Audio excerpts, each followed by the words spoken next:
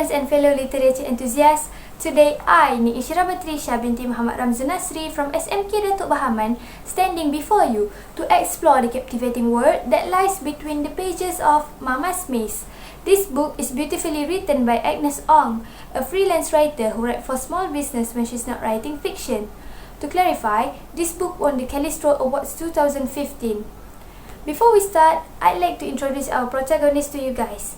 Lynn is a 15-year-old teenager who have to deal with the stigma of having a mentally ill mother.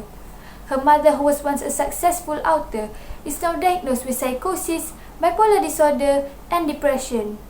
Being a student and a daughter while taking over the house chores can be exhausting, but she's willing to do everything to help her mother, even if it means risking her life. Along the way, her true friend Sam remains by her side. The story begins when Lynn woke up at a strange place after she fell asleep at her mother's room. There, she met Diana, initially thinking that she's a nice lady, only to discover that Diana is a Pontianak. Diana tries to attack her, but Lynn was saved by a man. He calls himself Aseng and introduced her to Grandpa Wong. Grandpa Wong later explained that Lynn is currently in her mother's imaginary world and they are all characters from her imagination. Grandpa Wong told Lynn about a maze that her mother built 4 years ago and has been trapped in it since. Once Lynn woke up, she told Sam about her dream. Meanwhile, Diana, driven by her hatred for the creator who cursed her of being a Pontianak, wants to kill Lynn after she found out that Lynn is the creator's daughter. She planned her revenge with Salim, her accomplice who is a grease demon or orang minyak in Malaysian folklore. Mrs. Tam warned Lynn to stay away from Diana after she received a threat from Salim. But that only gave Lynn certainty that the fantasy world was indeed real and her mother is still trapped in the maze. Lynn knew she had to save her mother from the maze in order for Mrs. Tam to be normal again, so she entered the fantasy world.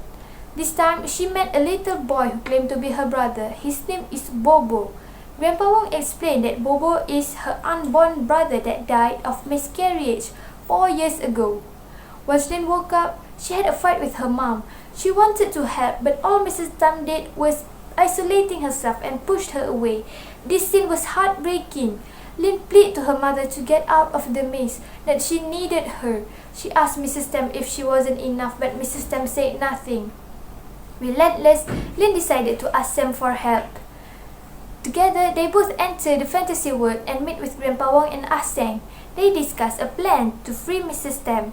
What Lynn did next is unexpected. It's a simple gesture, but it managed to encourage Mrs. Tam to get out of the maze. See, there is no one else responsible for your life except you, so you have to change if you want to be better. What Lynn taught us in this scene is, if you're dwelling on sadness and feel like you will never experience happiness again, remember all the little things that you did before that made you happy. It may not make the pain disappear, but it gives you hope to continue moving forward for those you love. What I love from this book is the hidden meaning behind paragraphs of word. I think it relates to myself as well. We have to learn to appreciate everything that we have instead of magnifying the things that we don't have. We will be a lot happier that way. That will be all from me. I hope you guys enjoyed it. This book teaches me a lot of things. And honestly, I love it. That's all from me. Bye bye.